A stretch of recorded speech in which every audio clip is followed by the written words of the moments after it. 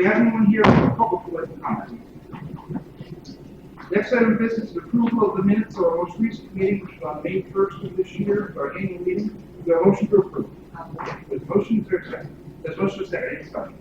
All those in favor, please say aye. Aye. Any opposed? Motion carries. Next item is approval of a bill from Tony Lopes, Deborah, and O'Gara. This is for the month of April 2019. The dollar figure is $13,091.34. We have a motion to approve. There's a motion and a second. Any questions or discussion? All those in favor, please say aye. Aye. Any opposed? Motion carries. Next item is legal bills for Avatar Machine, April 2019. $1,434.37. We have a motion to approve. There's a motion and a second. Any discussion? Questions? All those in favor, please say aye. Aye. Any opposed? Motion carries. Next item we have our applications. Ms. Rothenberg, want to please say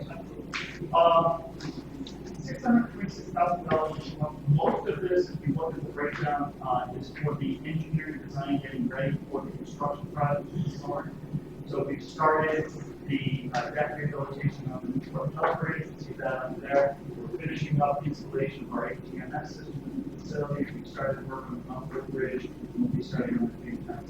So once again, this is the prep work, finishing up the design, getting all the construction documents ready for this construction. any questions? Let's have a motion to ratify, please. There's a motion and a second. Any questions or discussion? All those in favor, please say aye. Aye. Any opposed? Motion carries. And if we can just alter our schedule just a little bit, our agenda. I know Ms. Rothenberg has a meeting out of the office. So if we can just move items 12 through 15, we're just going to take them out of order. So next item is going to be item 12, which is our 10-year renewal and replacement plan. Great, thank you very much. So the way that we schedule all the work on the bridge is we do an evaluation to look 10 years out of all the work we have to do. So we take all the inspection reports that we have. We inspect the bridge every 2 years, all of our facilities, and then we put a 10-year plan together. This year we hired agents to prepare that plan. I'm going to introduce total steps down the internet, and then we'll do a 10-minute presentation going through all facilities, the work that needs to get done over the next year, and give us an idea of what this costs. Wonderful. Thank you, Eric. Topher Smith again from HNCB. I'm our project manager for on-call project. Today with me is Benny Giartista, the task manager for the 10-year plan, Aaron Welke, the National Technology Project. The 10-year plan constitutes a $230 million investment over the course of the next 10 years in capital improvement projects and inspections with the purpose of maintaining the state of good repair of the authority's assets. As you can see in the broad breakdown, excuse me, the Newport Pell and Mount Hope bridges constitute about 75% of the overall investment. Now that makes sense because these are the oldest and most complex assets of the authorities.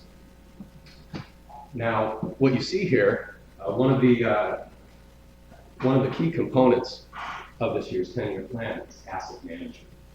And so the presentation software that we have here today isn't a typical PowerPoint. It's actually an ArcGIS platform. Darren, why don't you tell us about the platform? Sure. So the platform we built this on is Esri Infrared GIS. The reason why we did that is because we can populate that with some of your asset information as part of the 10-year plan work we've been doing. That gives us the ability to make it a data-driven application. And this platform, this GIS platform, has other tools we can use to send crews out into the field and do condition assessment or just populate your asset inventory. That feeds into applications like this, or let us prepare things like dashboards and reporting applications. The value is that it is, because it's data-driven, that when the data changes, that is reflected in applications like the story map that you see today. We've organized this into sections. So starting with the overall map, you can see kind of all your assets of major bridges, minor bridges, facilities, and roadway connectors sections. And so as we step through each section, that's going to dive into different areas of your overall system. We're gonna focus on bridges, we're gonna show different charts, we're gonna show different photos. And Vinny's gonna kick us off with the first major bridge. So the Newport Pell Bridge is a steel suspension bridge for the main spans, and it has steel deck truss, steel floor system, steel beam, and pre-stressed concrete girder approach spans. The good news is that the bridge is turning 50 years old this year. The bad news is so is the bridge deck, which exhibits significant deterioration, including cracking, delaminations, and spalls. As you can see, 40% of the future allocations are associated with bridge deck repairs and maintenance. Current contract 19.3 is addressing the partial depth rehabilitation for approximately 4,500 linear feet of east approach roadway. Here's a photo exhibiting some of the patchwork repairs as well as some safety walk repairs. The 10-year plan also includes a similar partial depth rehabilitation for the remaining portion of the deck. Additionally, many components on the bridge are 50 years old, including the elevators within the Newport Pell Towers. These elevators do not conform to current design standards and are extremely tight to exit and enter, as you can see in the photo. Recently, a maintenance staff member has actually got stuck in it for a prolonged period of time.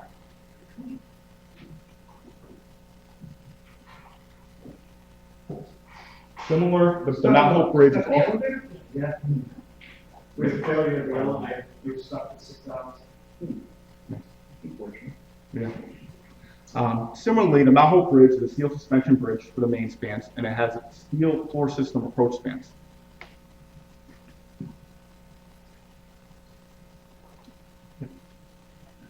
A major component of the future expenditures for this bridge are associated with the wearing surface replacement and deck repairs, as you can see for 27%.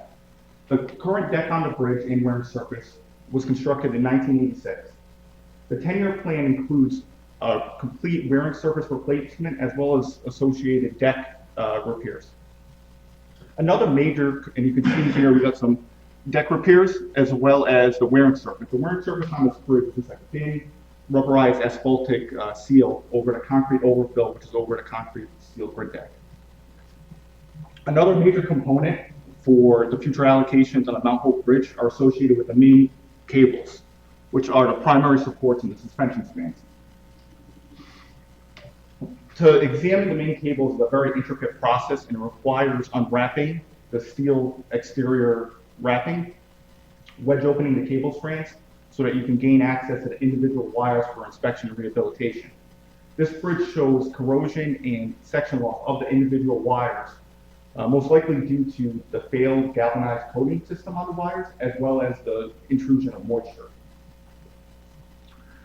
The dehumidification system will actually help to mitigate the moisture intrusion on this bridge, on the service life of the individual wires.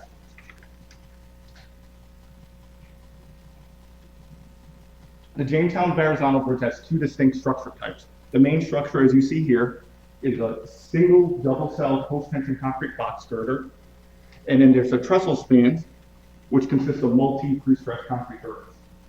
The bridge is actually going to turn 30 years old in this 10-year plan, and preventative maintenance will be required to ensure that it continues its state of good repair and service life. A major component of the future repairs on this bridge are associated with the concrete overlay wearing surface, which is 14%. The current wearing surface shows cracking, spalls, and delamination, and there will be a deck study in this plan to determine whether a full replacement is required. Regardless of repairs or replacement, sealing of the deck of the wearing surface is essential to ensure that moisture, water intrusion, and the icing salt doesn't penetrate through the cracks in the deck, and then through cracks in the wearing surface, and then into the deck, which could potentially corrode the steel reinforcement or post-tension strands. Another major component of the 10-year plan for the Jamestown Verrazano Bridge is repainting the bridge railing and pedestrian railings. As you can see, that has a failed paint system. We didn't do that. Before we heard. Yep, I have. Understood. We'll fix it, though. Moving on to Secana. Secana River Bridge is a 10-span structure. 7 of the spans are multi-steel trapezoidal box girder spans, and the remaining 3 spans are multi pre-stressed New England bulky beams. So the bridge was built in 2012 and is a newer structure, and it has kind of a wide variety of tasks associated with it, with kind of a tight spacing and percentages. As you can see, inspections constitute 18% of the future cost. This is indicative of a newer, larger structure.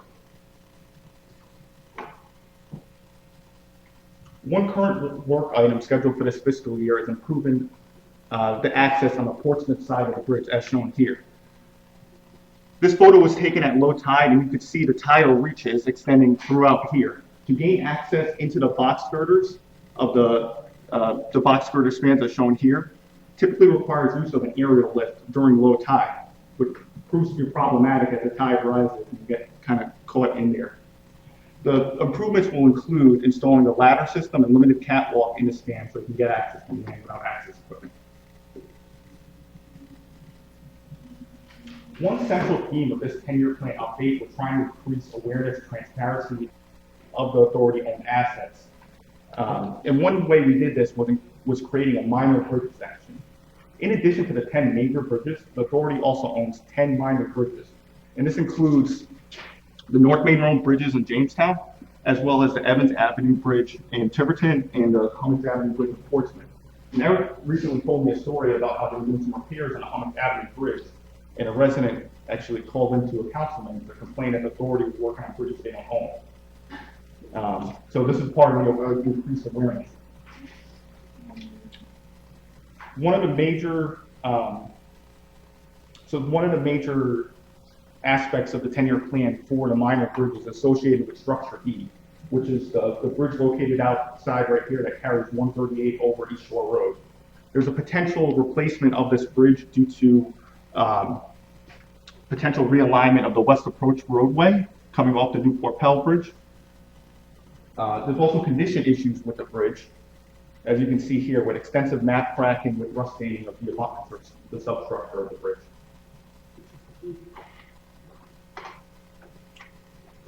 Keeping up with the central theme of awareness and transparency in this update, we really wanted to highlight the reaches of the 138 Connector Highway. So the 138 Connector Highway has two distinct portions. You've got the western segment, which extends from the west abutment of the Jamestown-Verrazano Bridge to the Route 18 interchange in North Kingstown. And then you have the eastern portion, which extends from the east abutment of the bridge to the toll plaza right here in Jamestown. Additionally, the authority owns or controls 4 frontage or access roads, including the Fishing Pier Access Road in North Kingstown, right before the bridge, as well as a portion of Eldridge Ave in Jamestown.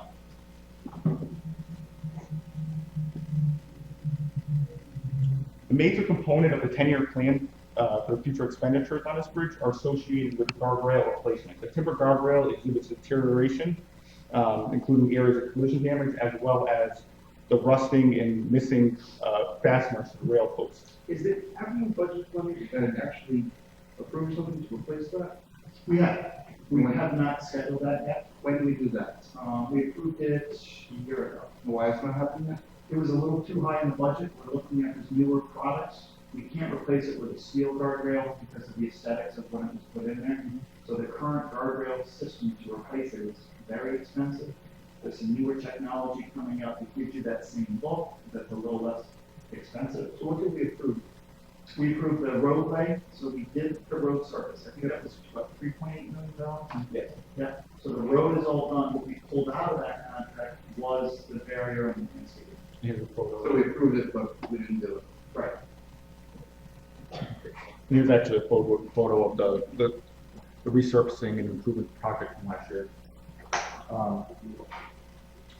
Along with 138, another major component is doing a similar resurfacing and improvement project on the western segment. The eastern segment, as Eric mentioned, was performed last year. It'll just be a similar resurfacing project. And lastly, facilities. The authority owns or controls various facilities throughout, including the administration building we're standing in, the adjacent maintenance building and toll plaza, as well as a host of maintenance and storage facilities, and the Bristol and the Mount Hope House in Bristol, excuse me, and the stormwater pump station here in Jamestown. A major component of the 10-year plan for the facilities at 59% is in regards to the upgrade of the toll plaza. This will be conducted in conjunction with potential reconfiguration of the west approach roadway off of the Newport Pell Bridge and any work that would be done on Structure 8. Benefits of a toll plaza upgrade would be improved driver safety, reduced traffic entering and exiting the toll plaza area, as well as enhancements to the toll collection process. Thank you very much. Any questions for the presenters? Thank you very much, gentlemen. It's a draft report right now, and we need the board to adopt. The motion to, so when you say it's a draft report, what are we're gonna approve the draft and then that'll be finalized? The motion to approve the draft report. There's a motion, there's a second. Second, any questions or discussion? All those in favor, please say aye. Aye. Any opposed? Motion carries. We're gonna skip now to, item 13. This is a contract with WSP relates to construction here in Newport Bridge. This is for them to provide, construction support services. The non-exceed figure is $835,000. Do we have a motion to approve? Eric, you want to run this down, please? Sure. WSP is the firm that did the design for the 1903 project, which is exactly rehabilitation. What they do is they provide construction support, so they answer any questions on engineering. They're out there to help us determine what areas need to be fixed and what areas we need to make some changes to. They monitor all the payments as we go through the process. So this is standard with all of our projects. We have construction administration. The second part that goes with it, which is the next one, is the construction engineering and the resident engineering portion of it. So those two groups work hand in hand. Typically, it's about a 10% base cost of the price for those two services. So when you look at WSPs, they're about 4%, and then Kelvin mentioned to be about 5%. So that's all of our construction support and administration to run the 1903 deck project. Any questions? We have a motion and a second to approve. All those in favor, please say aye. Aye. Any opposed? Motion carries. The next item is a contract on the same project. This is with Kevel Enterprises. The not-to-exceed figure is $945,000, and this is to provide construction inspection and resident engineering services, as Mr. Rockenberg just said. We have a motion and a second, and one little discussion. There's a motion and a second. Eric, I know I asked that we have the backup, which has been provided. It's a little tough to read, but why don't you explain exactly what this is? Yeah, the backup is this project, the contract is Etna Bridge, and they're gonna be working 24 hours a day on this project through the fall, and they'll take the winter off, and then they'll be working fall through the spring to next winter. So what you see there is 4 different personnel. Because they're taking the concrete off, we have somebody up on that bridge with them 24 hours a day to do that. They have another specialist that looks for rebar, so they have a steel person as well. Then they have the resident engineering, which coordinates all of the safety reports and the quality assurance program. So you see there's 4 different people involved. So what they've done there, that backup shows you all the dates, all the times that they're going to be up there to get to that number. So it's a very long duration compared to the last project that we did. Last project was about 6 months. This one can be close to 2 days. Any questions? So, just on this sheet here, have they already done work? Does David D. Bryan have? Yep. Under what contract? is it? Well, they prepared already, so they haven't actually started the major work. So the hours that are here, Yeah. did they do those hours? They have, and that's under the WSP's contract for the design that was in preparation.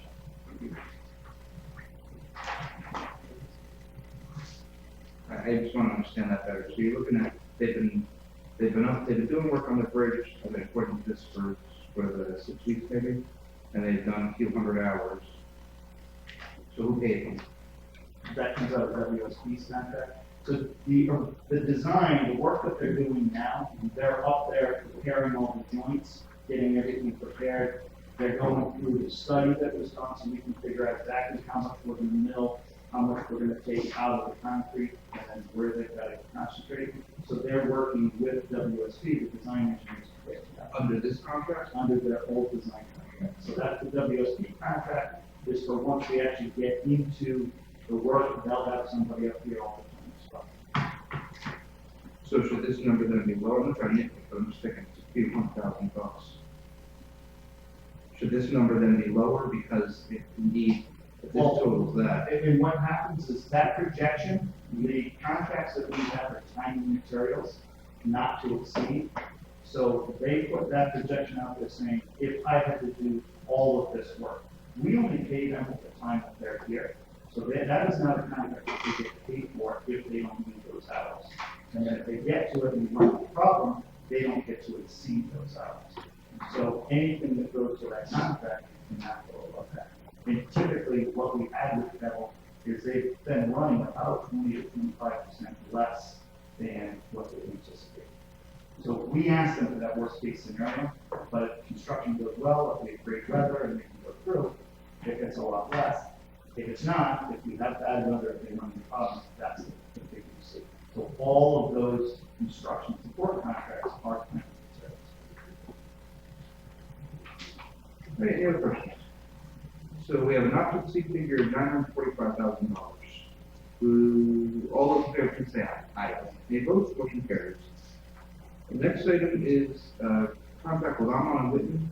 This relates to work out on the Secana Bridge and the Monmouth Bridge, and not to exceed figure of $150,000. Do we have a motion to approve? Sorry. We have a motion to second. Eric, want to run that one down, please? Certainly, that is, project 19.5, and the bridge has that contract, that is for improvements to the Mount Hope Bridge and to the Second River Bridge. Once again, this is a contract, for construction support services among Whitney, which is actually with Berger, and to provide that construction support. This is an on-call contract that's going to 3 days. Any questions? All those in favor of the motion to approve, please say aye. Aye. Any opposed? Motion carries. We're gonna go back to item 7 on the agenda. We are welcoming back Colonel James Manning, who is a former employee of our Turnpike Bridge Authority. Colonel, the floor is yours. Thank you, Mr. Chairman. So it was 4 years ago, this week, when I started this. Play me back with a watch and see. And, I think Buddy was sitting there and I was sitting there and I yelled at the first time. But that's, so thank you very much for having me. I think it was a pleasure to work here, it's a lot of fun. And, when I drive up, it's like coming home sometimes. Especially I pull up this morning, you get the sound of lawnmowers, places, the turnpike is spotless. We didn't actually go through the plaza and get the toll booth. No. We came short. And I oh, you need a basket full of train ponds, great paint on the wall.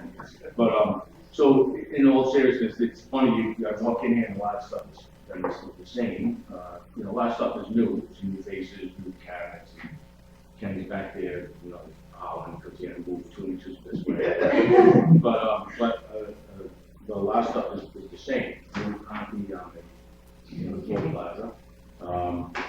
You see the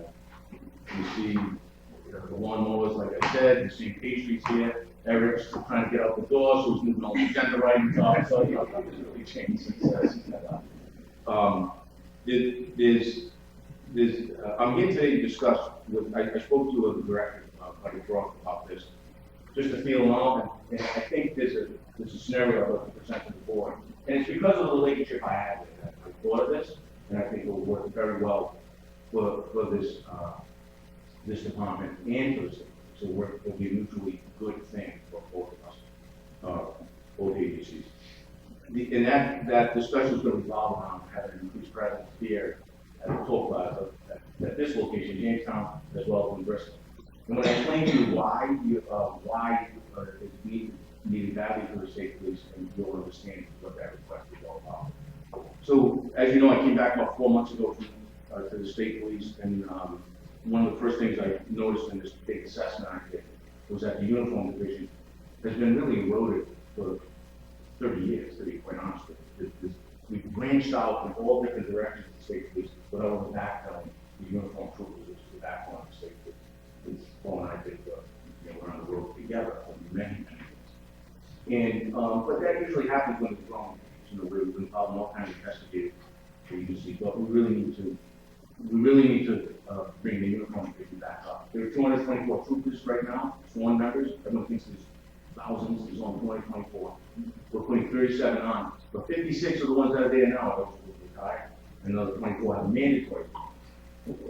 So you can see I need to really beef up the uniform. How many uniforms? There's about 140. So there's not, but everyone, you talk to people in the state, and you think there's hundreds. Well, that's another thing that's never changed. The fan shut it off, so because it's loud. You design this, so that's part of the reason why, one of the facets that you're gonna see an increased presence in the state. There's a couple of things. Number one, the barracks. You think the bridge deck is the issues? The barracks. They were built in the 30s, 1931, before the interstates. They've eroded to the point where they're not really useful anymore. My 3-year plans to close the Hope Valley Barracks, the Wakefield Barracks, and the Portsmouth Barracks is already closed. You cannot repair what's wrong with these barracks. They've just fallen down. And basically, they're homes with jail cells. That's all they really are. They're not police department, police departments.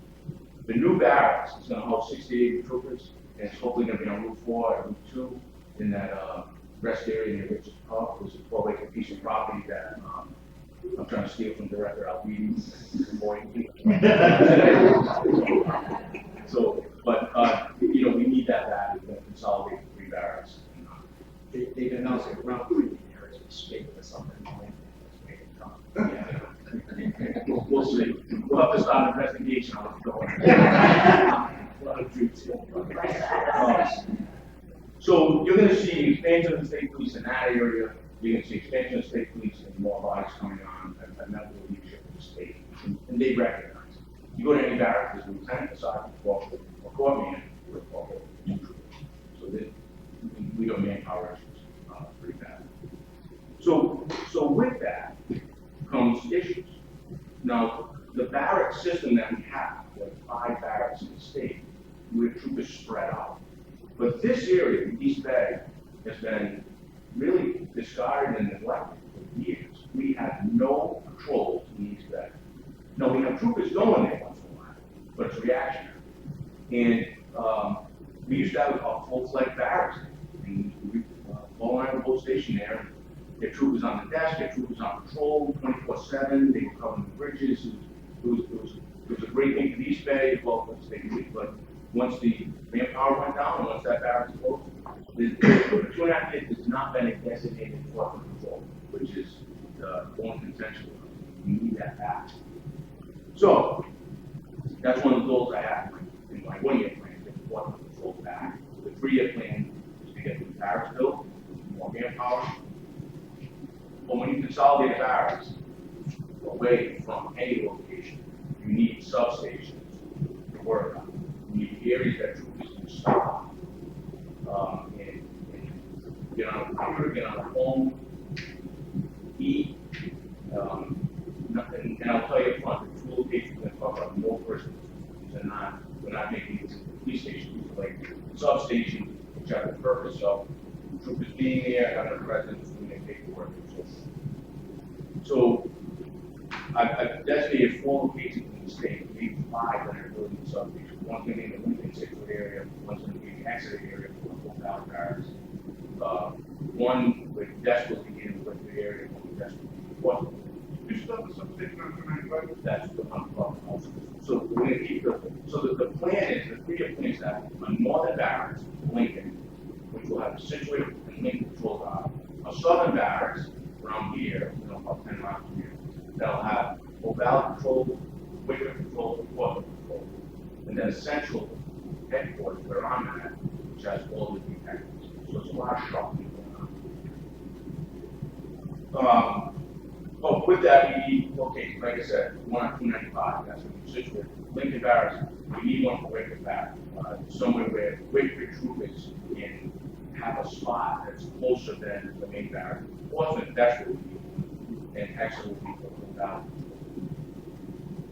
When I was here for that 13 months, one thing I noticed was increasingly you see troopers going over the bridge because they're not stationed there, not many live over there. And so you're not getting that presence that's needed in if we're able to put a small substation in that building, there, or wherever you can designate, in one, Bristol, once the new barracks, you'll start seeing troopers around, once it's on. And two, once the new barracks is built, hopefully within 3 years, you'll see troopers here.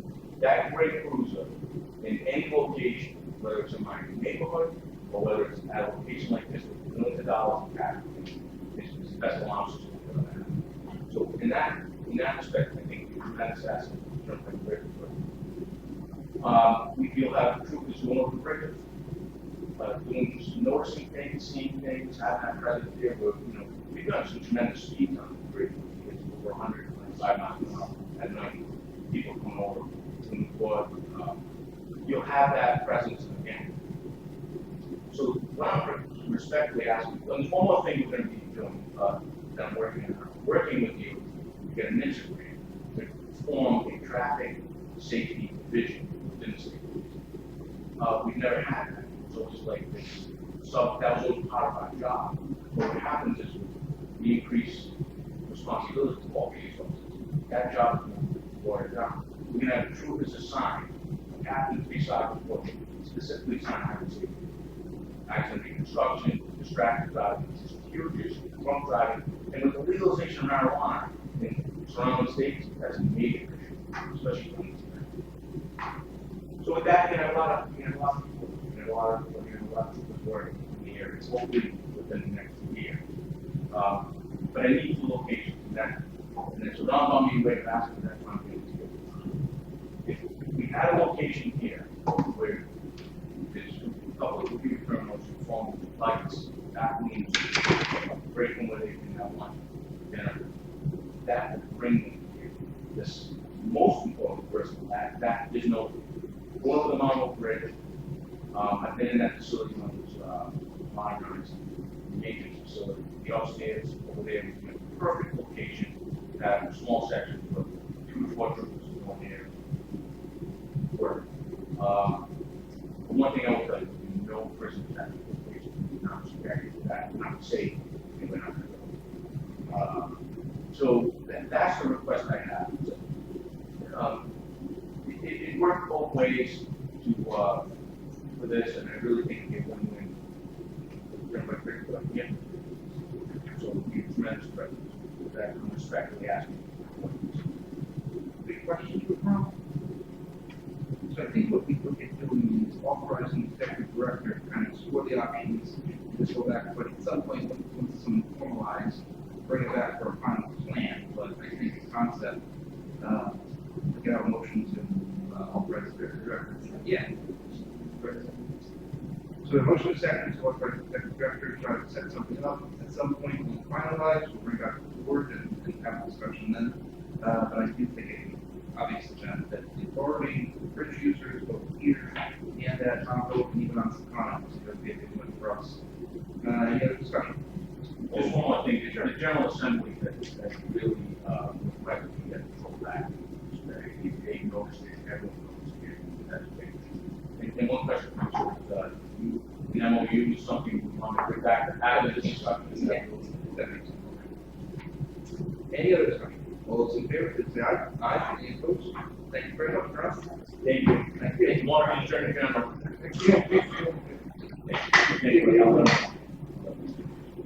Next item on the agenda is the purchase of Motorola walkie-talkie, basically. Let's have a motion, this is by me on our agenda. Let's have a motion, and then we'll wait discussion. Yeah. There's a motion and a second. Ms. O'Connor, are we purchasing these from Motorola? Who will we buy these from? They are being purchased from Motorola Solutions. Okay, that's just one to confirm. So all the others are coming from this one company? Correct. And they are manufacturers. The course is to bring our toll collectors in line with the rest of the authority, especially as we move into this major construction period. And right now, they're disconnected, and so we need everybody to be on the same. Wait, Wait, I was gonna say things like, it's on to. I know, but that's as technical as I can get. Any other questions? All those in favor of the motion, please say aye. Aye. Any opposed? Motion carries. The next item relates to, toll collection, machinery, equipment, whatever you want to say. Let's have a motion to approve, and I want a discussion. The dollar amount, $31,855.10. There's a motion and a second. Want to explain this for us? Sure. So these are, we have what we call a spare parts list, so that the authority never goes down, we minimize, factories, this equipment, wind, storms, rain, all of those things. Eventually we have it, so we have gone through and evaluated what we have our spare parts list. These are the items that are recommended so that we don't have downtime. It's not like we're storing, we're buying everything. This contract went into effect in 2016, so it's 3 years. We've gone through our original spare parts. And so we need to have these on staff so that immediately if the screen goes down at the bottom, I have to spare of the maintenance garage, I can place it and then I can put it back where it's at. So it's to minimize downtime on revenue collection. Great. And same question, who would buy it? So this gets done, most of these go down through Cash itself, our main integrator. And they do the purchasing, that way we can make sure that it is configured to match up. And there's set amounts that allocate to the various stuff. Correct. Great. Any questions or discussion? All those in favor, please say aye. Aye. Any opposed? Motion carries. The next item is the budget. It's big. What's that? Item 10. Number 10. Yeah. No, it's the resolution. Gotcha. So what we have before us, this is something we do annually. This is a resolution that is attached to the cover sheet here, which would set the renewal and replacement fund at $18,802,024. We have a motion to approve the resolution. There's a motion in a second. And you tell us exactly what to do. Yeah, this is part of our Life Design Adventure, and this is just holding these funds purposely for the system for combo. And in case of an infrastructure expense, we can those funds for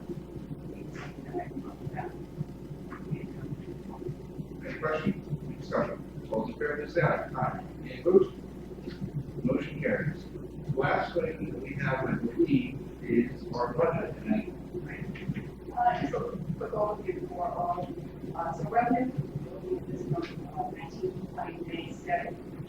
On to the next section of payroll benefit expense, about 3%. The operating expenses, the biggest expense there is our IT support contracts. And that is mostly due to we continue with our cybersecurity care, our management system, that recovery projects, with that, with a lot of support contracts as well. So I don't think that the other piece that's new to the budget this year is the home care machine that approved our bond issue after we were so $1.5 million. Those are all the items in the budget this year. As well. So if there are any issues, you're responsible. You're the professional. Do we have a motion to approve the budget? The motion is second. Any discussion, any questions? And as we know, it's a budget, everything that we do comes back before the board, and we are approving. So we get comments. All those in favor, please say aye. Aye. Any opposed? Motion carries. Do you have anything else on this agenda? Nothing, I just want to, my report, Jim, showing very quickly, bring, members of the speed on the building. If they low, there's a lot of people in 48 that celebrating the one for the rest of the year.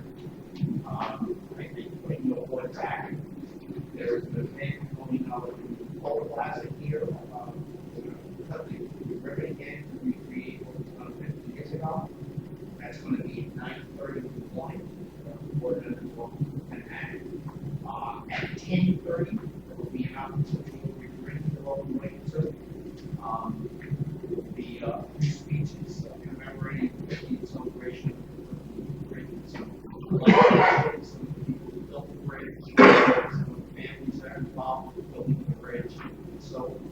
so forth. I would ask you later go to one of those in your heads up, and then that evening, we all get an invitation for them to send 4 hours. That's from 6 to 9 public. I would say, we had a lot of interest in that, event. And we have, it's open to public. There was a portion of people that helped support our response event where there's a lot of interest, and not a lot of room, so we're really not best to navigate that, that's what I'm voting. Cooperates.